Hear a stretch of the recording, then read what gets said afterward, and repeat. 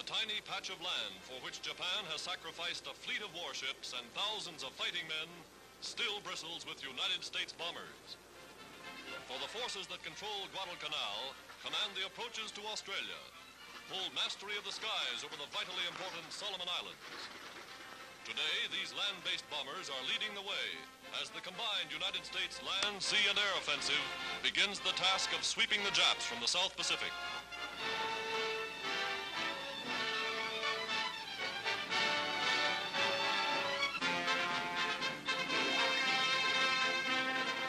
Armchair commander, Admiral Nimitz comes all the way from Hawaii to decorate Major General Vandegrift, whose fighting Marines captured the airfield from the Japs and held it against all odds.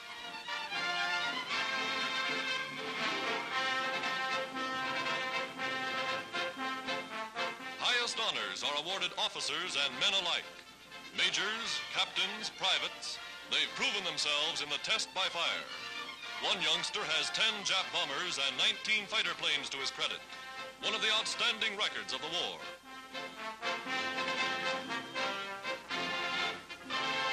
These are the men who bore the brunt of the battle. Now, with reinforcements newly arrived, they're ready to push on. Marching single file, long columns of fighting men stream across the island in pursuit of the enemy. Once the little men of Nippon were in complete control here. Now they're on the run.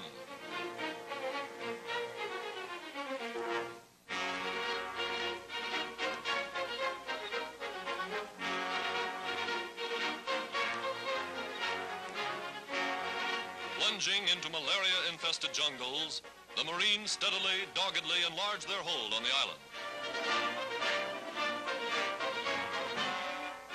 At an advanced base, they enjoy their first rest in weeks. They have the advantage of an uninterrupted supply line, and they get nothing but the best.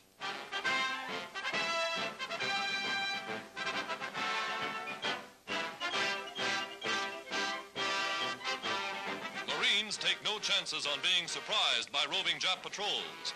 Any line may be the front line on Guadalcanal, and they dig in as they advance. Machine guns always on the ready. Artillerymen back up the infantry, blasting the Japs from the island.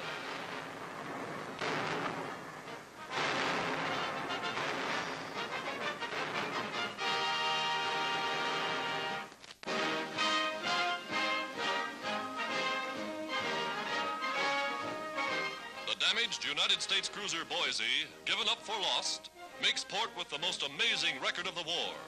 The score, painted on the bridge, 6 Jap warships sunk in 27 minutes. Admiral King, commander of the fleet, comes aboard to salute and decorate her gallant crew. Against overwhelming odds, the Boise skipper, Captain Mike Moran, brought his ship through. And now the boys are ready to go back for more.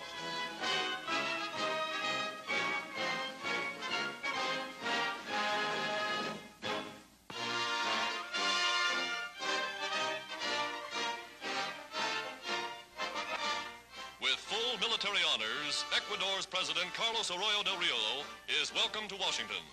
Secretary of State Hull is first to greet the good neighbor from South America, who comes to strengthen the ties of friendship. President Roosevelt personally introduces members of the United States Cabinet to the Ecuadorian Chief Executive. President Arroyo backs up his sympathy for the United Nations with the important coastal and island bases in the Pacific, bases that guard the western approaches to the Panama Canal.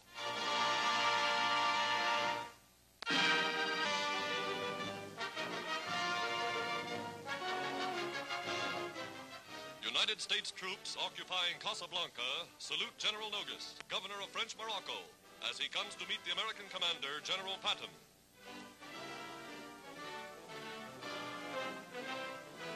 At the Miramar Hotel, headquarters of the Western Task Force, General Patton and French military leaders agree upon terms of United States occupation. Leave the hotel in complete accord. A so-called Nazi Armistice Commission that arrived 2 days before United States forces landed is rounded up. Now, beneath the bayonets of United States infantrymen, they take their exercise.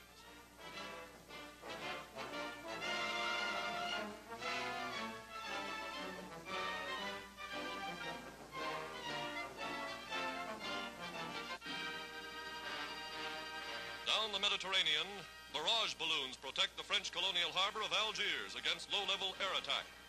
But 16 hours after the Americans landed, authorities agreed to the city's surrender. In the Hotel Saint-Georges, negotiations were completed. French Morocco and Algiers are in allied hands. General Nogues, now allied with the United Nations.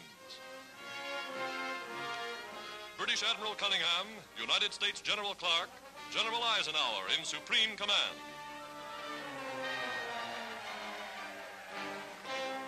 Italian members of the Axis Armistice Commission, who met the same fate as the Germans at Casablanca, leave the Hotel Angleterre, carefully guarded by American soldiers.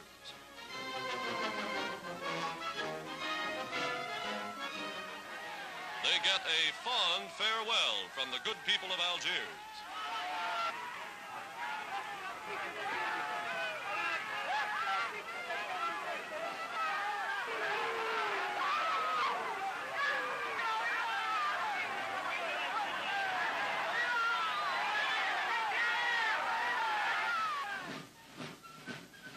Now into Algiers pours a steady stream of troops ready for the big push east.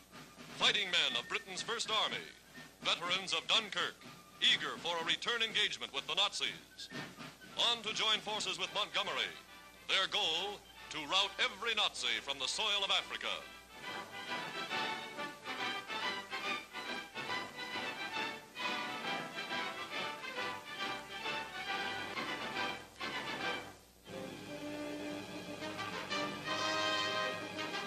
Across the Mediterranean, the French harbor of Toulon became the center of worldwide speculation.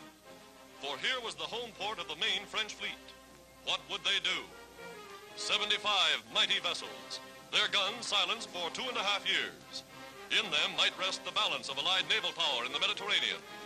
Suddenly came word, the Nazis speeding to take over. And from the flagship of French Admiral Jean de Laborde flashed the order, scuttle the fleet. Nearly the entire fleet was put out of commission. Only a few undamaged units fell into Nazi hands. 4 submarines braved the mine-filled harbor and escaped. In one dramatic stroke, patriot crews struck out to avenge the honor of France.